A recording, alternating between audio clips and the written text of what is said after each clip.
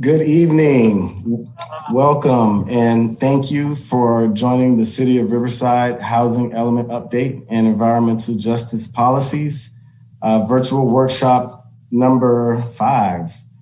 Thank you to those who have joined in the past. This meeting will begin momentarily. Just a few housekeeping items I will cover before we have the official welcome. Number 1, to join the meeting via phone. If you lose a signal or you prefer phone, you may do so using the numbers displayed on the screen. We have English and Spanish available. And also to access additional project information, the project website is shown at the bottom of the screen here. You can visit riversideca.gov/housing update. There you can find previous meetings and this meeting. Next slide, please.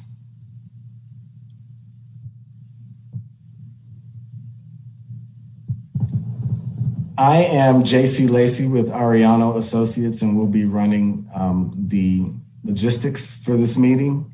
You will also notice we have an ASL interpreter here on the screen and for closed caption.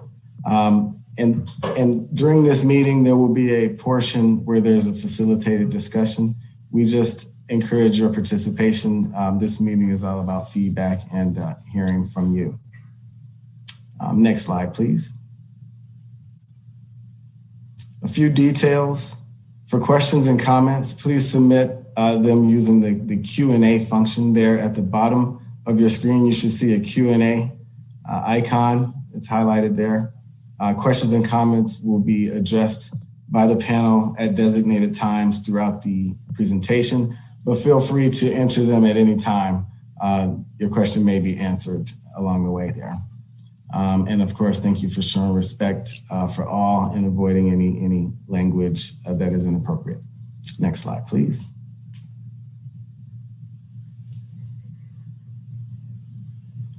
Okay, for Spanish interpretation, it's available via the Zoom platform here. At the bottom of your screen in the right-hand corner, there is looks like a globe with a grid.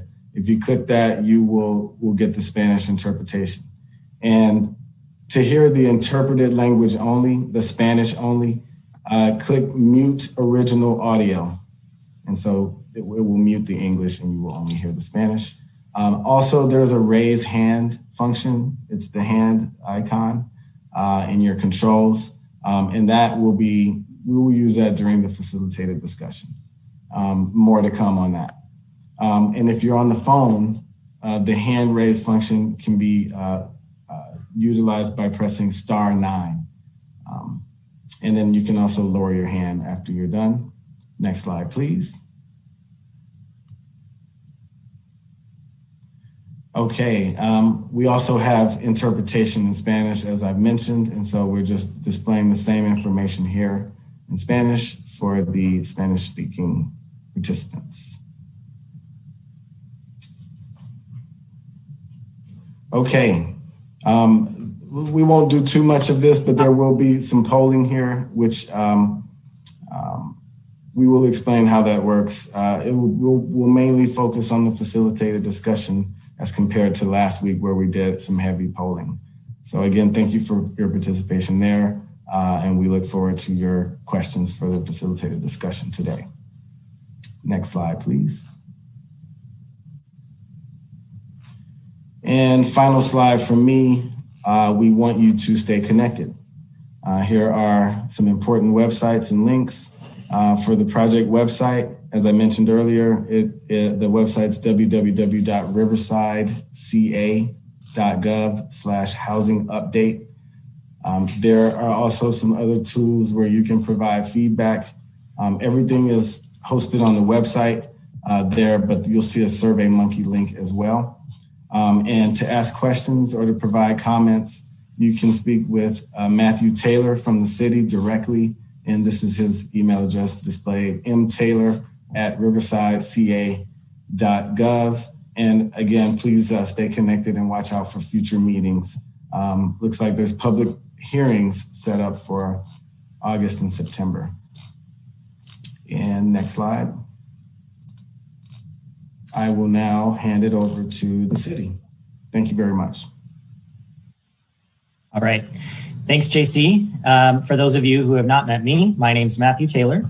I'm a planner with the Community and Economic Development Department of the City of Riverside, and I am the project manager for the Phase 1 General Plan Update, which includes the housing element update, the public safety element update, and our environmental justice policies. So I'll do a few things briefly before we begin. Tonight, our agenda, we will give an introduction and a project overview, kind of telling you why we're doing this, where we've come from, how we've got to where we are today, and what's next. Then we're going to present to you our draft housing element policies and actions to implement those policies. And then we will pause for an open discussion with an opportunity to ask questions and answers and provide comments. We'll then move on to our environmental justice policies. You'll hear a brief presentation about what in the background, what environmental justice is, why we need to incorporate environmental justice policies and how. And then we will do this similarly to the housing element policies. We will review the environmental justice policies as well, and then pause for an additional facilitated discussion and Q&A on the topic of the environmental justice policies before we close. So with that, let's go ahead and get started. May I have the next slide, please? Okay, so by way of background, the city's general plan is its long-term blueprint for growth and physical development.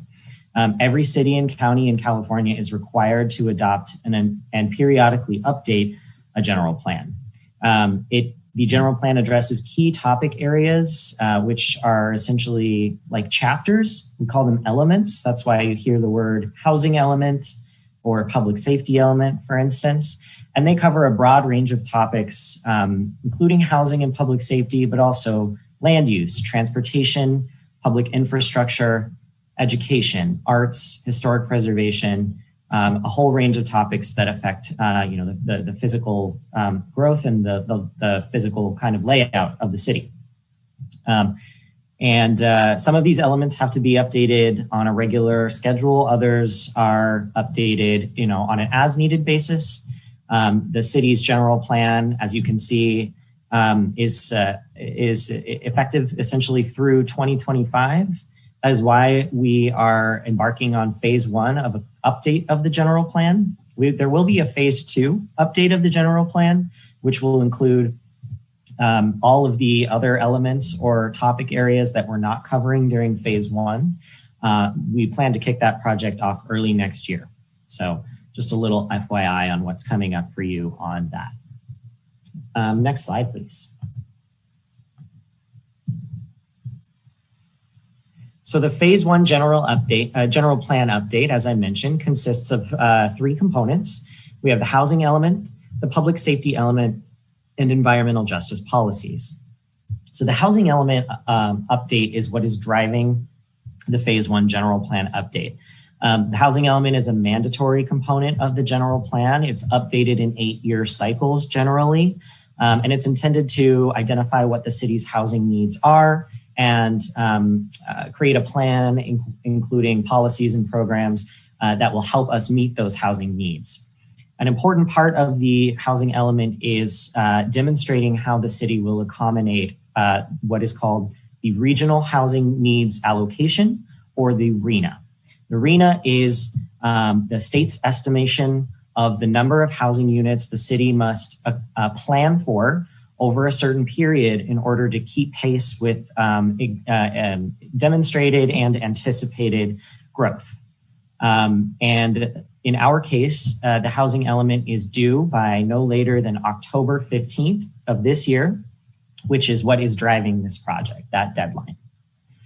The public safety element is another mandatory general plan element, and the law says that whenever we update the housing element, we must also update the public safety element.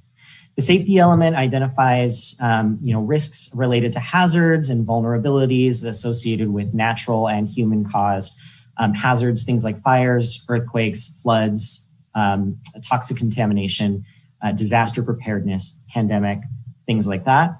And there are a few pieces of new legislation that we need to update that plan to address.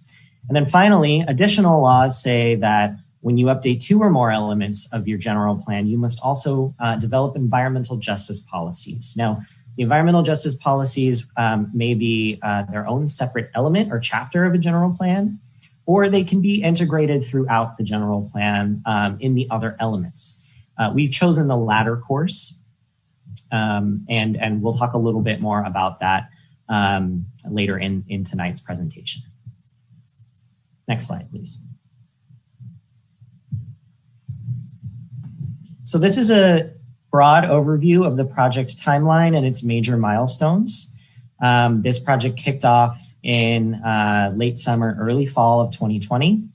And we spent the following several months doing background data collection, information gathering, and analysis, starting to develop our housing opportunity sites inventory. We'll talk a little bit more about what that means. We kicked off the major public engagement piece of this project in January and February, which has continued consistently from that point. And in April, we also began the required California Environmental Quality Act review of the project. That's the environmental assessment that we are required by law to complete to identify the major potential environmental impacts of this update and disclose them in an environmental impact report. We have also submitted a draft of the housing element update to the State Department of Housing and Community Development, which is required to review our housing element update to ensure that it complies with the legal requirements. And as you can see now, we are in June of 2021. We are seeking feedback on policies and actions that we will incorporate into these documents to guide city decision-making in the future. And we are preparing for a series of public hearings for formal consideration and ultimately adoption of the update, including the housing element, public safety element, all of the environmental justice policies, a sites inventory rezoning program, and the environmental impact report. All of this must be completed by October 15th of this year. Next slide, please. So with us tonight, we have several of the team members from the project who are assisting us to complete this, including our technical experts in a variety of different fields. Our lead consultant is Hausio Levine Associates. They're a planning and urban design firm that is taking the lead on preparing the housing element documents and overall managing the project. We have Veronica Tam Associates with us, who is our housing element expert. She's giving us guidance on how to comply with all of the statutory requirements that we have for the housing element itself. ICF is with us tonight as well. They are our environment and sustainability leads, and they are responsible for the environmental justice and public safety components of the project, as well as the environmental impact report. Farron Piers is our transportation consultant. Ariano and Associates, who you've met some of their team members already, is the lead on our public engagement and outreach. And finally, BB&K is our legal advisor for land use law to make sure that the project meets all of the legal requirements. Okay, so if I can have the next slide, please. What we're going to do now is just do a really brief poll of who is in attendance tonight. So you will see in a moment a box pop up on your screen with a few questions. If you are not comfortable answering these questions or you prefer not to, you can go ahead and skip this poll. But we do like to just ask, try to get a sense of who is participating. So if you want to take just a few moments to answer these poll questions, I believe there are 7 of them.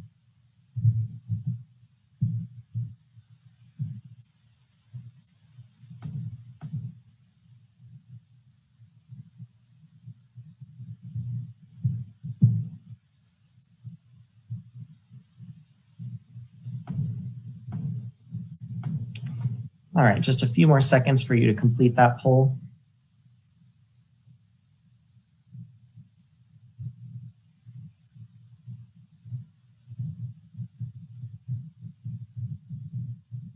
All right, we'll go ahead and close that poll now. Thanks for participating and for providing your feedback. Okay, I can have the next slide, please. So the first thing we want to talk to you about tonight is the housing element itself, specifically the housing element policies and implementing actions that we have developed. Previous public meetings have spent quite a bit of time discussing the RHNA, which is the number of units that we need to plan for, and the sites inventory and the zoning that we are proposing. A companion piece, a very important companion piece to that, is the policies that we adopt. These are what help us enable us to demonstrate that we're doing what we need to do to facilitate the development of affordable housing, specifically housing for special needs populations such as seniors, people with disabilities, large families, single parent households, and a whole host of other people or groups of people with unique housing needs. And they really articulate, or these policies will articulate what the city's goals are for what how we provide housing for our current and our future residents. So next slide, please. So just another brief recap, the housing element. What is the housing element? So again, it's one of the mandatory elements of the general plan. The housing element provides an assessment of the city's housing needs and how we're going to address those needs. It sets the city's goals in terms of housing, not just the number of housing units that we're looking to produce, but also the kinds of housing that we are going to try to encourage and facilitate, and how we're going to work to improve housing conditions and housing accessibility and a whole host of things like that. And again, the housing element must be updated every 8 years and has to be reviewed for compliance by the state. Next slide, please. So again, the housing element is required to demonstrate how we will accommodate the regional housing needs allocation, or the RHNA. In our case, for the upcoming cycle, the 8-year cycle that we are preparing for now, the city is required to demonstrate that it has capacity for the development of at least 18,500 units by 2029. Now, it's important to remember that the city is not obligated to ensure that these units are built, but we do have to demonstrate that we have adequate capacity in terms of available land or sites where they could be developed, that we are not unduly constraining the development of these houses, or this housing, through things such as onerous review processes or excessive fees or things of that nature. And we also have to demonstrate through the housing element, and specifically through our policies and actions, implementing actions, how we are going to increase and preserve the existing affordable housing units that exist in the city, how we will improve the safety and quality of our existing and future housing stock, how we're going to accommodate development of housing for people of all income levels and household types, and how we are going to promote fair housing choices for everyone currently in the city and who might come to live in the city in the future. Next slide, please. So our approach to the Phase 1 General Plan update includes the development and identification of a guiding principle for each element of the general plan. In this case, again, the housing element and the public safety element. Right now, we're focusing on the housing element for this workshop. The guiding principle is intended to provide the overall direction and the vision for that particular element of the general plan. Under this guiding principle are a series of policies that set forth paths that we will take to achieve the vision that's articulated in the guiding principle. And then finally, the actions are the concrete steps that the city can take in order to implement those policies that serve the guiding principle. So you can see on the screen here, the guiding principle that we have developed is that we will provide a diverse, abundant, adaptable, and equitably distributed mix of rental and ownership housing that is safe, healthy, and affordable for people of all income levels and backgrounds, and meets the needs of current and future Riverside residents. And I apologize for the typo at the end of this statement. Housing Action Team comment is not supposed to be on this slide, so please disregard that. All right, next slide, please. Okay, so now what I'm going to do is I'm going to give you an overview of each of the 6 policies that we've developed related to housing, and a brief description of actions that we have identified to implement these policies. And then when we come to the end of these, we will open it up for discussion. So I'll mention again that questions and comments that come up, please put them in the Q&A. We are tracking those, but if you also want to ask a question or speak to us, when we come to our open discussion portion in just a few minutes, you'll have a chance to do that. So let's go ahead and jump in on that. Policy 1 is related to affordable housing, and our policy here is to preserve and increase affordable housing options, including subsidized and non-subsidized affordable units for lower income and environmental justice communities, special needs households, and underserved populations.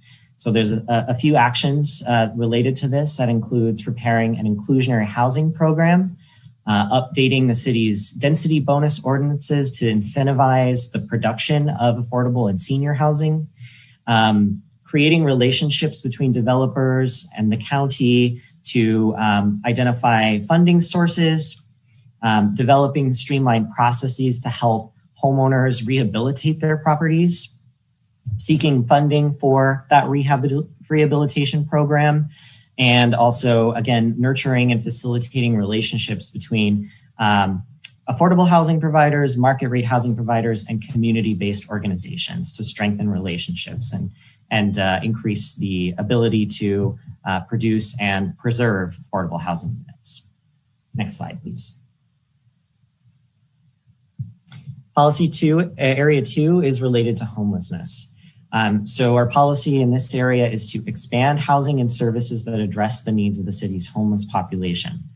Actions for this include developing a supportive service program for nonprofit providers to strengthen those kind of networks and relationships and improve services, continuing to partner with the Riverside County's continuum of care to provide services, including shelter, supportive housing, and adaptable services for folks, updating our zoning code to facilitate the development of housing solutions for homelessness in appropriately zoned areas, collaborating with surrounding cities and counties and other agencies to have a multi-agency approach to addressing our homelessness challenges, and finally, developing an outreach program that incorporates people who have previously experienced homelessness in order to kind of bridge the gap between service providers and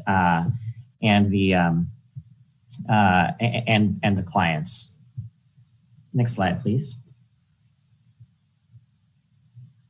Policy 3 is related to fair housing. So for fair housing, we are seeking to promote safe, healthy, and attainable housing opportunities for all people, regardless of their special characteristics as protected under state and federal fair housing law.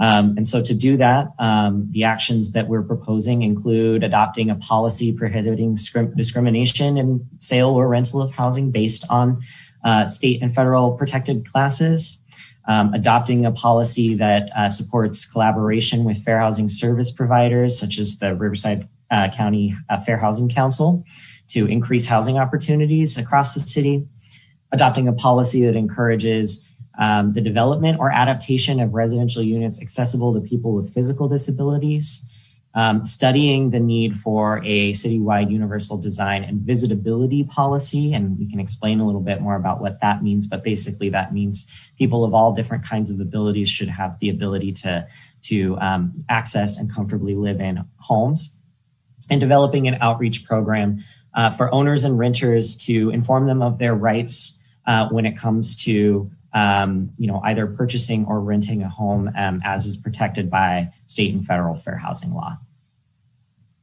Next slide, please.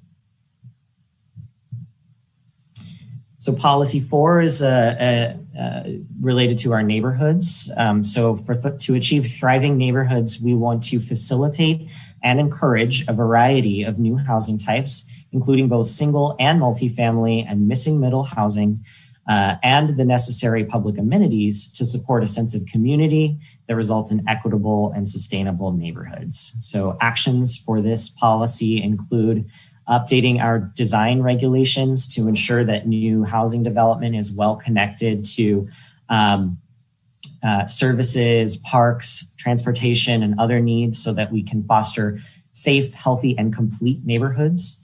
And also preparing a zoning code update to encourage increasing the number of homes that are built in order to provide enough residents and business base to support our local businesses and community services. Next slide, please. Okay, so policy area 5 is related to regulations. Here we're seeking to reduce and remove government barriers where feasible and legally permissible to reduce the cost of housing production and to facilitate both ownership and rental opportunities for all our residents. So actions here include promoting the construction of accessory dwelling units, including providing pre-approved construction plans, updating our zoning code to streamline approval processes and simplify development regulations, preparing an adaptive reuse ordinance to encourage the conversion of some of our underused commercial or buildings into residential uses, especially with an affordable component. Updating our zoning code to encourage more mixed use development with good transportation access to reduce the amount of driving that occurs.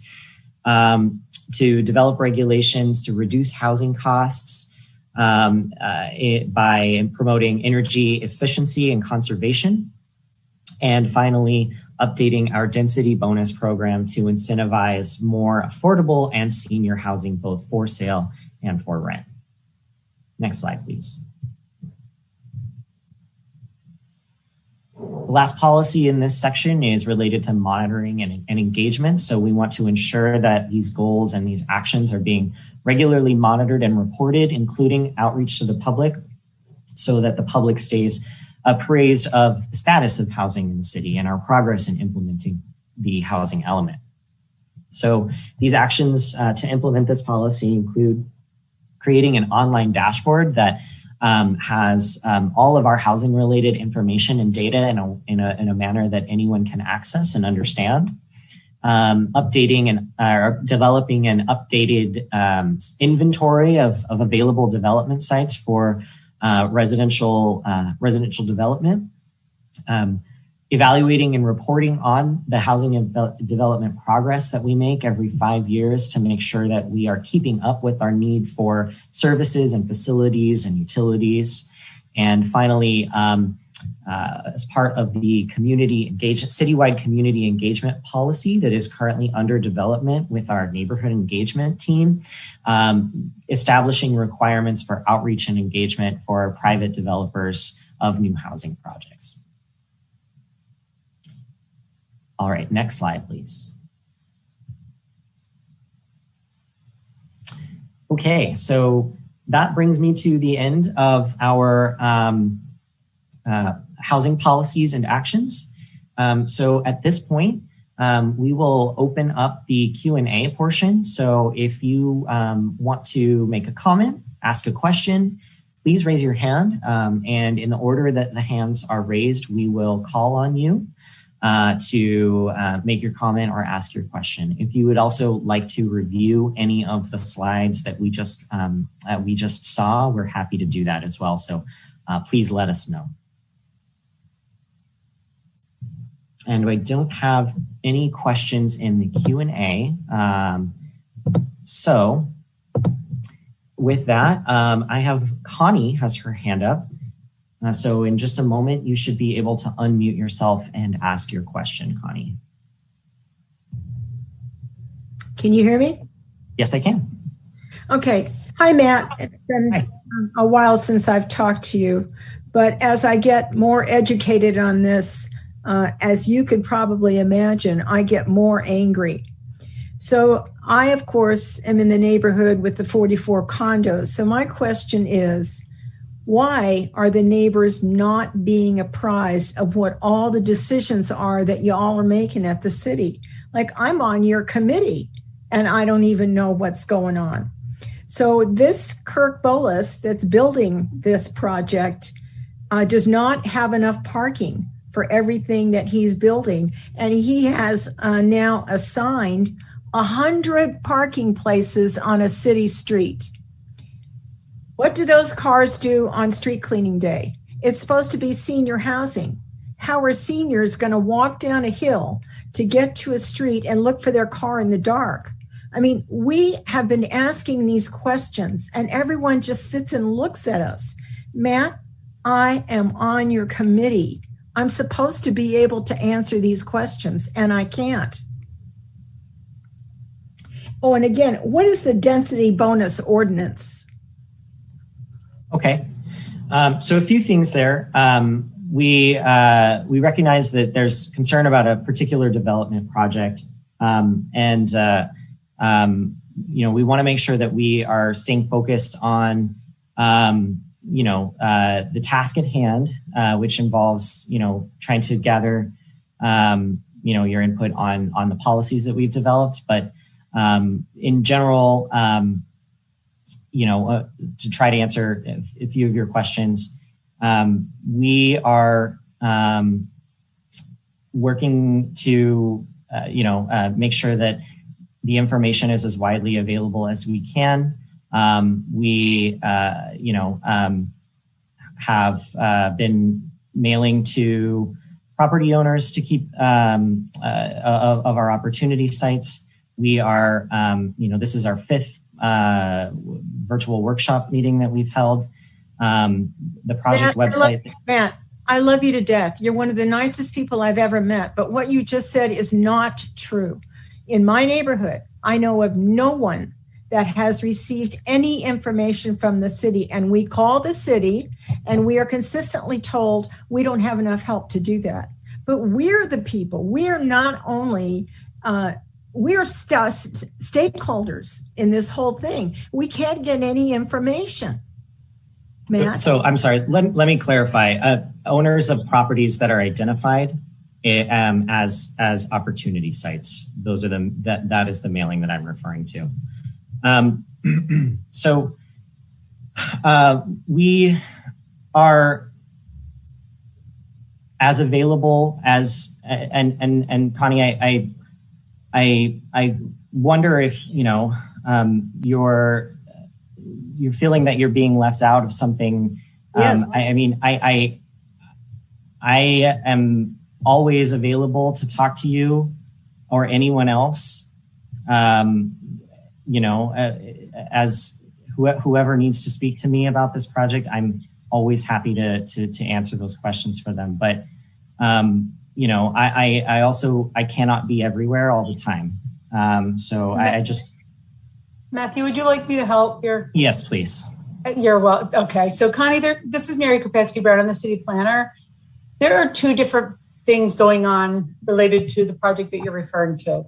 What the housing element is dealing with is only the rezoning of the site. And that's what Matthew's addressing today in the housing policies that we've got in our housing element that also identifies these opportunity sites. The other part of the project is the review of the project itself. The housing element is not reviewing the project itself. That's not what Matthew's working on right now. That we've got a different planner working on that project.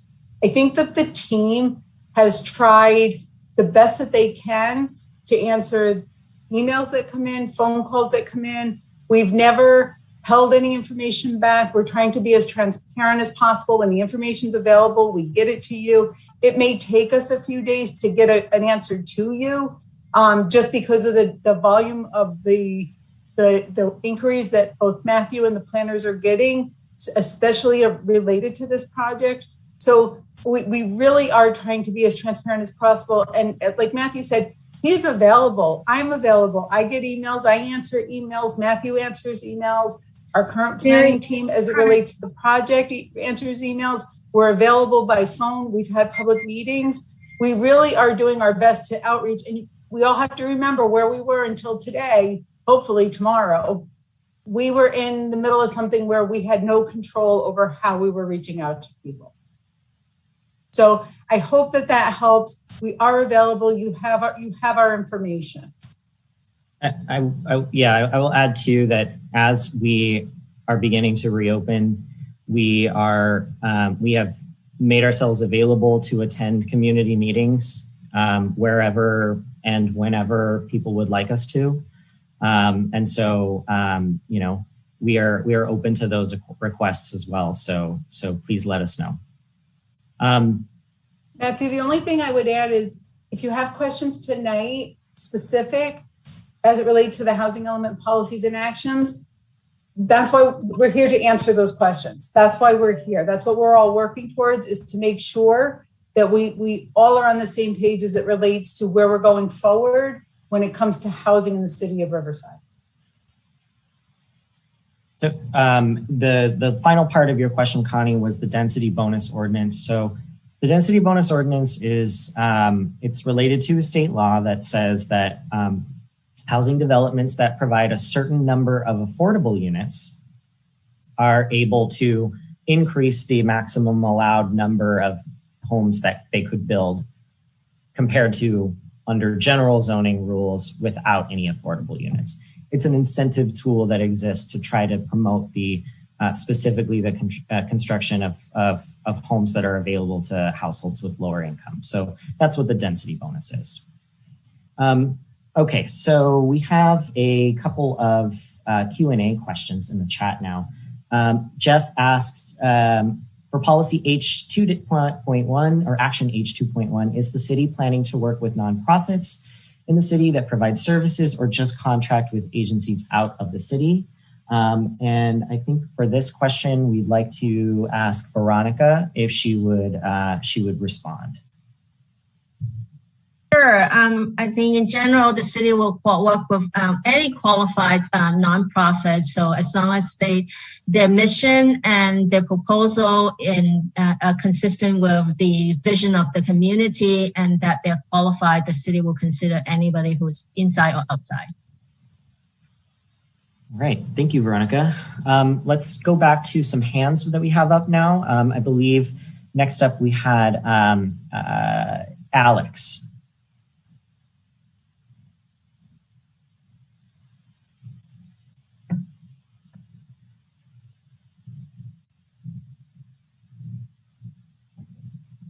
Hi. Hi. Yes, so I have a question for you guys. I'm a construction worker living in the area.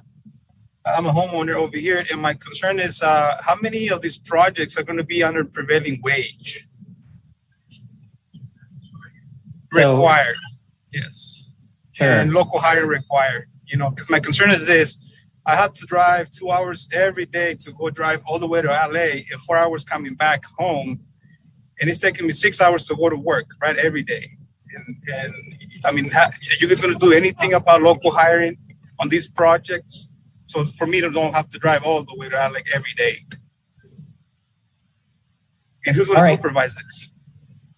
Sure. Yeah. Thanks for that question. So just to make sure everyone's clear, there's no actual development projects that are part of the housing element update.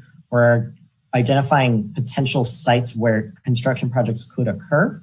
But I will say, and I'll ask if perhaps there's anyone on the call from our housing authority that can help us with this, but there are some types of projects that, depending on how they are funded, are required to pay prevailing wages and other labor-related requirements like that. Matthew, you want me to follow up on that question? Yes, thank you, Michelle.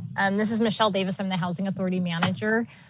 We get federal and state grant funding to develop affordable housing. When we use our federal home funding, if we have more than 11 affordable housing units, we do have to follow Davis-Bacon, which is the federal prevailing wage. When we use state funding, we have to follow the state's prevailing wage. And we also have local hire provisions within our contracts. So we will always make sure, we'll try and post on our websites when we have those projects that are being approved, so that folks in the community will have a contact with the developer that they can reach out to if there are employment opportunities. Great, thank you, Michelle. Thank you. Switching back quickly to the Q&A questions that are coming in. Jeff asks if there is a timeline for when the affirmatively furthering fair housing analysis mentioned in the housing element will be available. So thank you for this question, Jeff. This document is available now. We are preparing to put an announcement out, like a formal announcement, to solicit comments and reviews of that document, but it is available on the project website. It is in the technical background report section 6, and it begins on page 151.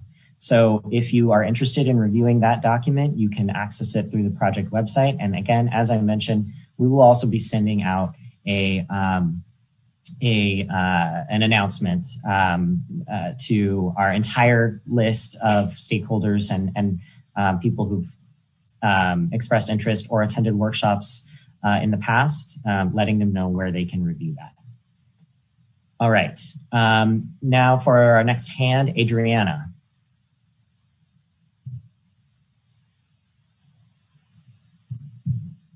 Oh, okay. Hey, great. Thank you. My name's Adriana. I just wanted to say that I'm pretty excited about all these policies. It's good to see this on the books. I hope they get implemented. In particular, I'm excited about HE 4.2. As a renter, I'm concerned about rising housing costs and the sort of low quality of a lot of housing in the area. And so it's really important to me that housing construction keep up with population growth. And multi-use walkable development will make Riverside more vibrant and economically sustainable. And so I really hope that this gets prioritized.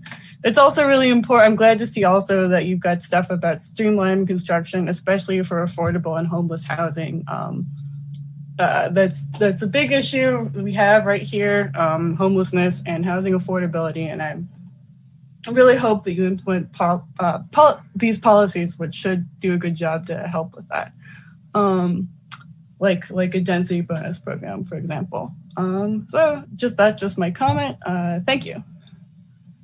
Hey, thank you for your comments, Adriana. Okay, let's jump back to our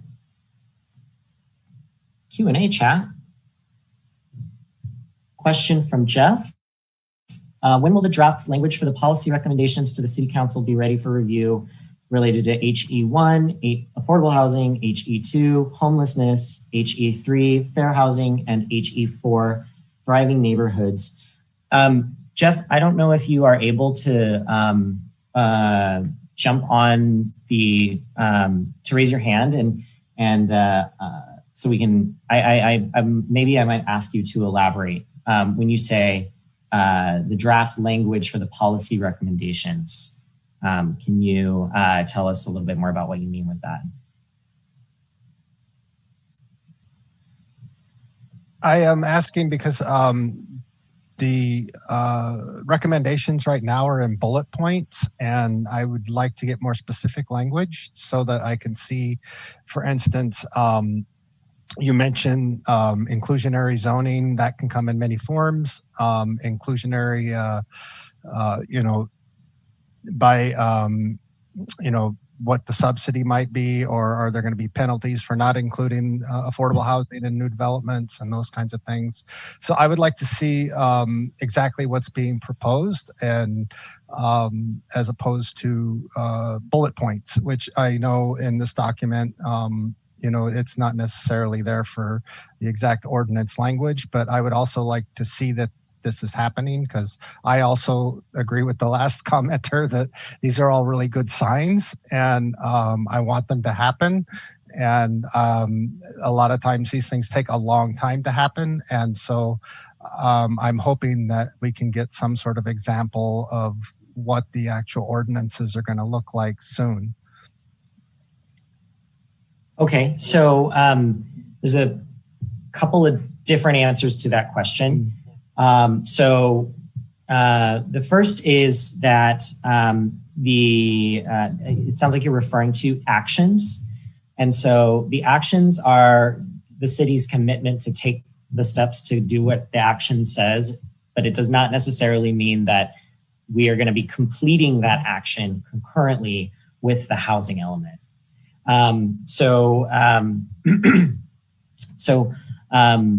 For instance, when it says we're going to amend our zoning code to streamline development, we don't necessarily know exactly what that's going to look like yet, but what we are doing is committing to starting that process.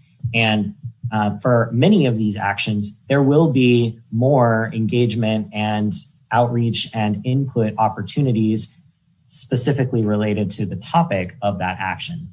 Like, for example, our inclusionary housing program, which is only just beginning to get rolling in terms of studying the feasibility of pursuing an inclusionary program. So some of these things we don't know, and we won't know for a while exactly what they're going to look like. But what we've done is the action has the actions that we provided are basically a statement that we're planning to do so. So it's probably not the best answer to that. But overall, the housing element is kind of a broad policy document that guides our future actions in these more specific and focused areas. Mary, did you have something to say? The only thing I would add, Matthew, is a lot of times what the action plan does is it sets out parts of the work plans for the different departments by saying these are the key things that department needs to take a look at. So for example, the density bonus ordinance, that's a very separate project. And in fact, I think Michelle could talk to it and where we are in the process with that. Because it is an important project for us to do that study to see what that means to the city, and how we might move forward with it. So really our action plan is about setting work priorities within the various departments. Thank you. All right, let's go back to hands, and we have another hand from Connie.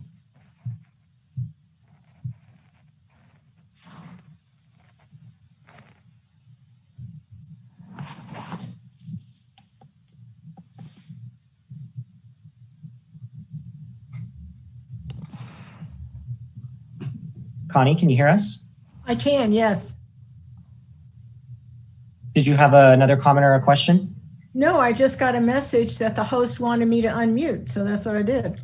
Oh, well, I'm sorry about that. I think it might have been because your hand was up still, so we thought you had something else that you wanted to add. But if something comes up at any point, feel free to put your hand up or put it in the Q&A.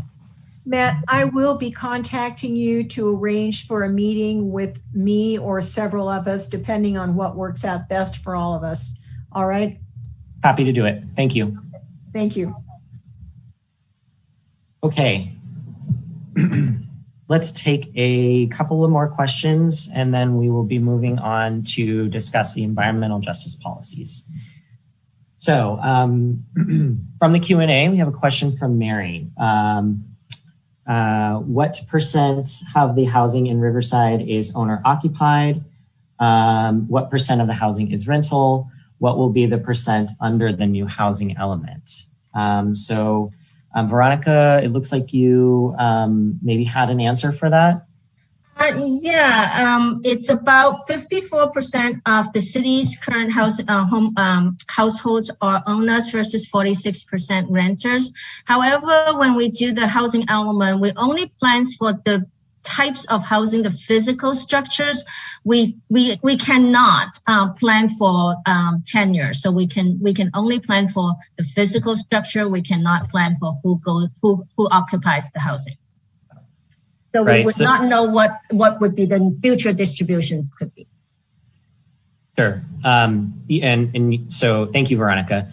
That's just to say that, on the opportunity sites that we've identified for housing development, generally speaking, whatever development does materialize there, if and when it does, could be either rental or ownership, just depending on the market and the economics of the situation at the time. Thanks for that question. I don't see any more hands, so we'll keep going with some Q&A questions. We have a question from Taylor. It says, appreciate the commitment towards policies of outreach and engagement with regards to EJ 7.4, which we will get to in just a minute. Will community members have access to the dashboard for listings on underdeveloped or underused parcels? I think this question is related to our monitoring and engagement action related to developing a housing dashboard. And while we don't quite know exactly what that dashboard is going to look like yet, because it hasn't been developed, our intent is to make it be available to the public. Okay. One last Q&A question, and then I think we are ready to move forward. I'll check in if there are any final hands one more time. So if we've got anyone who has another comment or question or a suggestion or, hey, you missed a policy, or you should add this, or you should remove this policy for any reason, feel free to put your hand up and let us know. Q&A question from Nan. Okay. I agree that these are great goals, but can we monitor the city's progress on them in a shorter time frame than the 5 years mentioned in the policy? So we effectively do monitor this on an annual basis because we have to report our progress, at least on the production of housing, every single year to the state.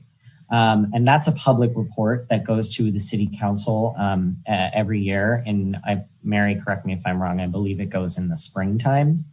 It's actually January, Matthew, but yes, January, February. Winter, spring, close enough. I think the policy is, the action related to the 5-year progress is sort of a less of a routine annual report and more of a comprehensive kind of how are we doing, where are we at, do we need to change tactics, update anything, that sort of thing. So, we would be able to, hopefully be able to do both of those things, right? So thank you for that question. Okay. Any other hands before we jump over to talking about environmental justice policies? Give you guys just a second.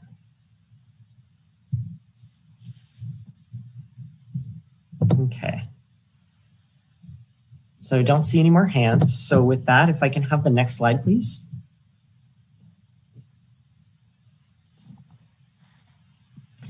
All right, so we're going to shift gears now to talk about the environmental justice policies.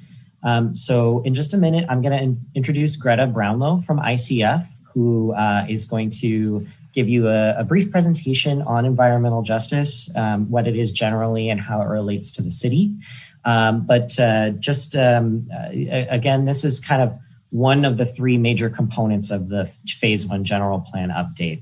As I mentioned before, we have opted to develop environmental justice policies that will be integrated throughout the general plan rather than creating its own separate chapter of the general plan. So if you wouldn't mind, Greta, we are ready for you to give us your presentation. Great. Thanks so much, Matthew. Hopefully everyone can hear me okay. Thanks again for being here. I'm going to give just a little bit of background on environmental justice, kind of what it is, how the city is identifying environmental justice communities, and how we are going about developing environmental justice policies and actions. As Matthew explained, we're developing EJ policies, EJ being shorthand for environmental justice. As part of the housing element update, we're also developing these policies, as we discussed last week, for the public safety element, and additionally, preliminary policies for the other elements that will be updated in the next phase. But today we're focused on the housing element. But before we get to the specific policies and actions that the city has developed thus far, I just want to talk a little bit about kind of what is this concept of environmental justice, why are we developing these policies? So this slide includes definitions from sort of a regulatory and legislative perspective on what environmental justice means. They come from the EPA, the Environmental Protection Agency. And as you can see, environmental justice is defined as the fair treatment and meaningful involvement of all people, regardless of race, color, national origin, or income, with respect to the development, implementation, and enforcement of environmental laws, regulations, and policies. So with respect to environmental justice, we also need to, in addition to just defining the term in general, the EPA has also provided a definition of how to define environmental justice or disadvantaged communities. And these communities include areas that are disproportionately affected by environmental pollution and other hazards, concentrations of people that are low income or low income areas that are disproportionately affected by environmental pollution or other hazards. So you see the theme here. We're really talking about specific areas, in this case of the city of Riverside, where folks are disproportionately affected by various hazards and issues. Next slide, please. So why are we developing these policies, these environmental justice policies, as part of the general plan update? So this is actually a requirement set forth by Senate Bill 1000 or SB 1000 that requires jurisdictions like cities and counties with disadvantaged communities or environmental justice communities to include these types of policies in their general plans when they're updating two or more elements. And as Matthew explained, at this point, the city is updating both the housing and the public safety elements, the rest of the elements to come. But the policies can, per SB 1000, either be included in a separate environmental justice element, as Matthew explained, that's kind of like a chapter of the general plan, or they can be kind of sprinkled throughout the different elements, which is the approach, the latter approach is what the city is taking. These policies and actions that we're going to review and allow everyone to kind of comment on and opine on were developed by identifying the environmental justice communities and demographics throughout the city, and also by conducting community outreach to better understand where the unique and disproportionate challenges are faced by these communities. So there's definitely, we're going to review on the next slide kind of how we identify these communities, what the process is, methodology is for that.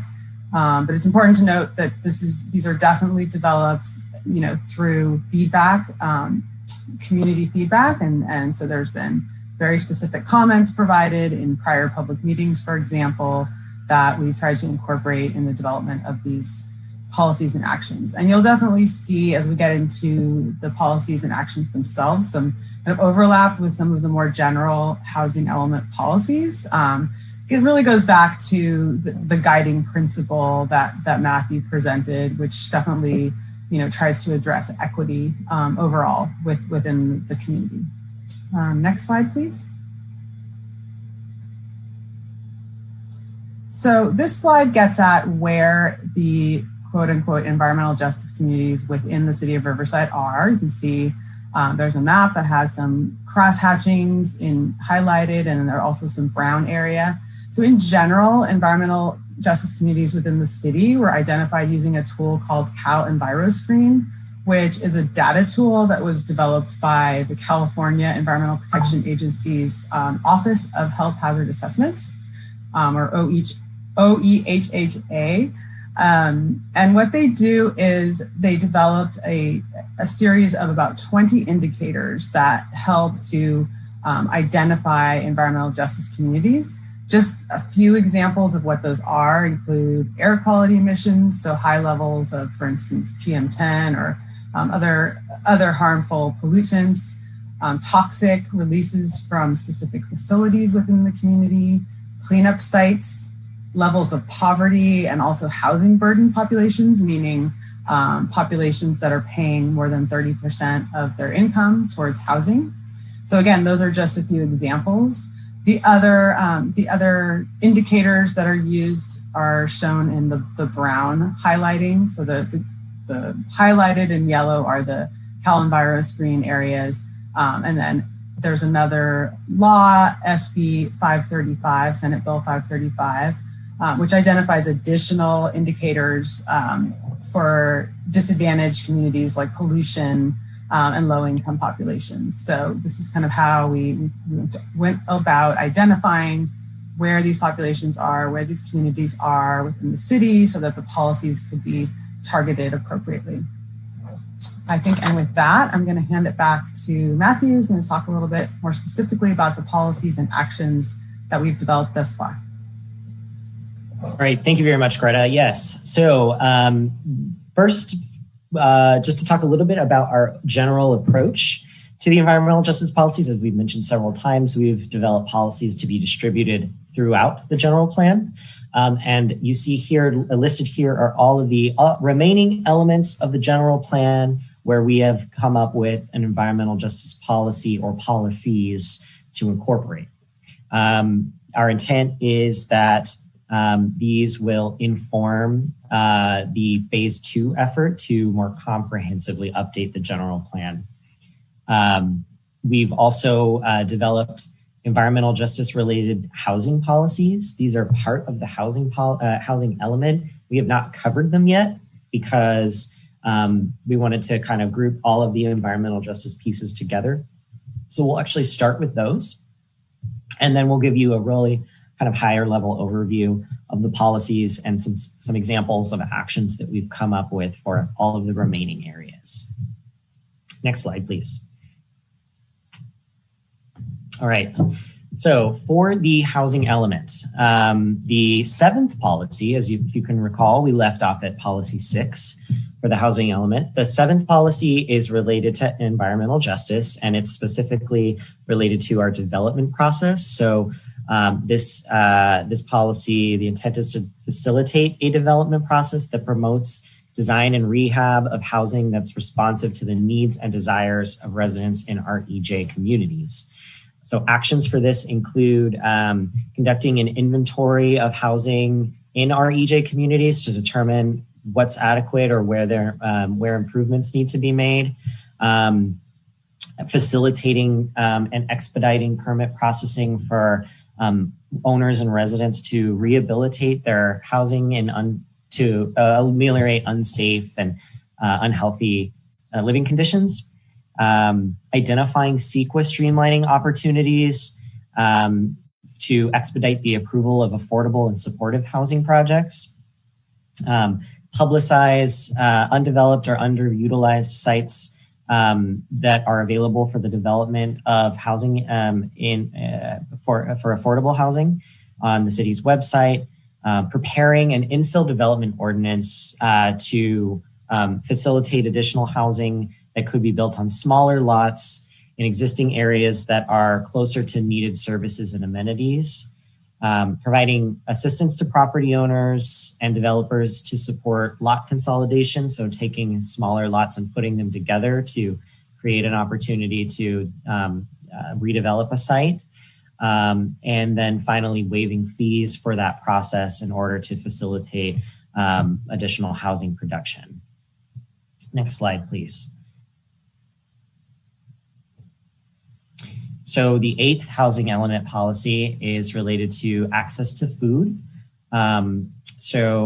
For this policy, we are seeking to provide opportunities to access fresh, healthy, and affordable food from sources that are accessible to neighborhoods and within a quarter mile of public transit. So these actions include streamlining the development approval for full service grocery stores, especially in our EJ communities where there may be lacking access to those resources. Working with retail businesses in our EJ communities like convenience stores and farmers markets to increase the availability of fresh produce. Working with the Riverside Food Systems Alliance and other organizations to get a better understanding of barriers to healthy food access and how we might address those barriers in our EJ communities. Developing a food access assessment program to identify food security issues in our EJ communities and come up with ways that we can try to address and repair those issues. Looking to transform vacant lots in our EJ communities into community garden sites, where that's feasible. And then finally, looking to streamline approval and promote the establishment of farmers markets and other healthy food options in our environmental justice communities. So those are the 2 additional policies that we've developed and related actions that we've developed for the housing element that are directly related to the environmental justice component of the project. The next thing that we're going to look at, if we can have the next slide, please, are the policies that we've preliminarily developed for all of the remaining elements of the general plan. The first one that we have here is the land use and urban design element. This basically is the overall development plan for the city in terms of what types of land uses go where, and what our urban fabric and our physical public realm looks like in terms of design. So the policy that we've developed for this, we've developed 2 policies for this element. The first is to ensure new housing development adheres to all the state and local federal requirements that apply to avoid disproportionate impacts on environmental justice communities. The second policy is related back to the community engagement policy that, again, we mentioned earlier, is under development to provide community members with opportunities to participate in the decisions that affect their environment and their health. Next slide, please. So for the next element, the circulation and community mobility element, this element governs basically all of the transportation systems in the city, our roadways and our bicycle and pedestrian networks and things of that nature. So 2 policies here. The first is to promote physical activity and active transportation to address negative health outcomes, especially in our environmental justice communities. And the second policy is to encourage increased public transportation and multimodal transportation choices to reduce roadway congestion and air pollution, and thereby promote overall health. Next slide, please. So the remaining elements, we've developed 1 policy each. And so the next element is the education element of the general plan. And the policy that we've developed for this element is to coordinate with our public school districts, charter and private K-12 schools, and our local universities and colleges to promote equity and educational facilities and opportunities for the entire community. The next element is the noise element. This deals with trying to manage noise in a sometimes noisy urban environment. Noise is a contributor to people's overall health and well-being. So therefore, the policy that we've developed in this area is with particular focus in our environmental justice communities, work to reduce noise pollution by enforcing noise reduction and noise control measures within and adjacent to our residential neighborhoods. So noise reduction would be addressing sources of noise, and noise control would be establishing, some kind of barrier to transmission of noise to reduce the movement of noise from one place to another. Next slide, please. So the next two elements that we have the air quality element. Air quality in the inland region is, of course, a huge concern. And as such, the city of Riverside has an entire chapter of the general plan dedicated to air quality. The policy for environmental justice that we've developed here is to ensure that our land use decisions, including enforcement actions, are made in an equitable way so that we protect residents and workers in our environmental justice communities from short and long-term effects of air pollution as much as possible. The next element is the parks and recreation element. So the policy we've developed here is really quite straightforward. Our policy will be to distribute recreation facilities equitably throughout our neighborhoods. And a big part of this will be driven by the Parks Master Plan, which is a separate document that is kind of like a mini general plan just for our park system. Next slide, please. Okay, so the next two elements are the public facilities and infrastructure element. Public facilities and infrastructure covers a whole range of things, including emergency services, utilities, and the like. The policy that we've developed here is related to healthcare provision, which is something that is does not have a strong focus in our general plan currently. So the policy that we've developed here is to coordinate with our healthcare providers to expand healthcare access in our environmental justice communities as much as we can. We have as the City of Arts and Innovation, we have an arts and culture element. And so as such, we've developed another pretty general policy for arts and culture that we will seek to promote equitable distribution of arts and cultural facilities across the city. I might suggest actually that we update that policy to include not just arts and cultural facilities, but opportunities as well. So, and for anyone participating still, if you have suggestions on language like that, please let us know. We're happy to discuss them and take a look at incorporating them. Next slide, please. Okay, so the last element where we have developed an environmental justice related policy is the historic preservation element. Riverside has a really rich historic fabric throughout the city in terms of the built environment and the stories and periods and eras that are sort of captured by that built environment. So our policy related to environmental justice for the historic preservation element would be to encourage the identification and preservation of historic and cultural resources that are associated with communities whose histories and historical contributions are not well documented. Trying to, again, make those stories that we tell about our city and who we are more equitable and more just. Okay, next slide, please. So again, those were our proposed policies and actions related to environmental justice that we're within the updated housing element. And we also just summarized the draft policies that we've developed for environmental justice throughout the remaining elements of the general plan. So we are going to open the floor up again for Q&A. I don't see any Q&A in the chat, but if you have a comment or a question about the environmental justice policies, anything that we've missed, anything that you think that should not be included, how well do you think the proposed policies address I'm sorry, this slide says public safety concerns, but I would correct that to say the environmental justice needs in your community. And one thing that is not on here that I would ask if you have thoughts about specific actions that we could take related to any of these draft policies, we would love to hear from you. So not seeing any hands. Oh, looks like we have a Q&A. So Marvin asks, does the equitable park distribution policies address maintenance?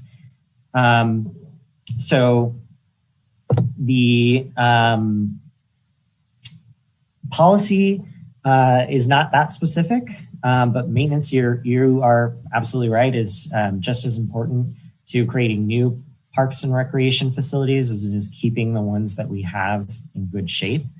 And so perhaps something that we could look at doing is incorporating an action under that policy that would specifically speak to, prioritizing perhaps, and I'm just kind of making something up here, but perhaps prioritizing maintenance of parks and similar facilities in our EJ communities. Okay, let's see. Do we have any other Q&A? Not at this time. Okay, so, and I don't have any hands. So I'll give it a few minutes for anyone who wants to perhaps make a comment or ask a question, but I just to let everyone know, we have some feedback tools available on the project website, including a survey where you can rate each of the policies that we've developed and tell us what you think about them. So if you are, you want to share these with folks who maybe weren't able to attend tonight, if you think of something later when you're getting ready for bed that you didn't get an opportunity to talk about, you can take that survey and each policy you can rate from 1 to 10 and how effective and important you think that it is for our city. And you can also give written feedback as well. I do want to also add that the draft housing element, including all of the associated background reports that address existing housing conditions, housing needs, what communities in our city have specific housing needs and how to serve those needs. All of those documents in their draft form, of course, are now available on the city's website, on the project website, I should say, at www.riversideca.gov/housing update. We would really encourage that you take a look at those draft documents. Someone has just asked if we could post a link to the survey in the chat. So I'll ask someone on my team if they can take care of that. I'll take care of that, Matt. Thank you, Mary.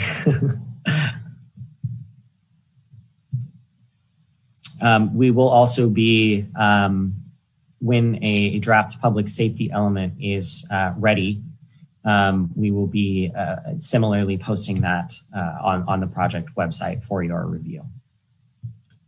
In terms of the project schedule going forward, we are planning to release a draft environmental impact report in the very beginning of July, which is coming up here pretty quickly. And that will start a 45-day public review and comment period of that document. The environmental impact report is it's a legally required assessment of the potential environmental effects of adopting this update, including, what does the potential addition of this number of housing units to the city over a certain period of time do to things like biological resources, cultural resources, air quality, utilities and system services and their availability, transportation networks, a whole host of things. So that document will be being published in just a few short weeks here. So stay on the lookout for that. We will be bringing this project to a public hearing before the Planning Commission, most likely at the very end of August. So, and formal notifications will go out for that. We will also be utilizing all of our usual channels, including our regular email updates and social media to to distribute information about those hearings when they are scheduled. We haven't identified firm dates yet. Okay, let's see. Last call for any Q&A or hands. I want to thank everyone for your continued participation in this process. I know it hasn't been the easiest given the year that we have had. Yes, Lisa, thank you so much to our interpreters. You guys have done a fantastic job tonight trying to keep up with me. So great job. Thank you guys. I also want to thank all of the city staff that joined us tonight to answer questions as they came up. We like to have folks on deck ready to answer your specific questions that may be outside of my wheelhouse. And so thanks to all of you who joined us tonight and to our project team, folks with Houseo Levine, Veronica Tam Associates, and Ariano and Associates. I don't see any more hands, so I will go ahead and, let's see, we've got another Stay Connected slide up here. Just to recap on this, these are the URLs and other locations where you can access more information about the project. So, and of course, as always, feel free to reach out directly to me if you have any questions, comments. If you would like to meet, something that we can do now, please reach out to me and we'll see what we can do. And with that, I think we can say thank you again to everyone who participated. Your feedback is super important to us in this project. It helps us to make sure that the update that we are developing really reflects the needs and desires of all of our Riverside community. And so again, thank you for joining us tonight. And I hope everyone has a wonderful evening. Thanks.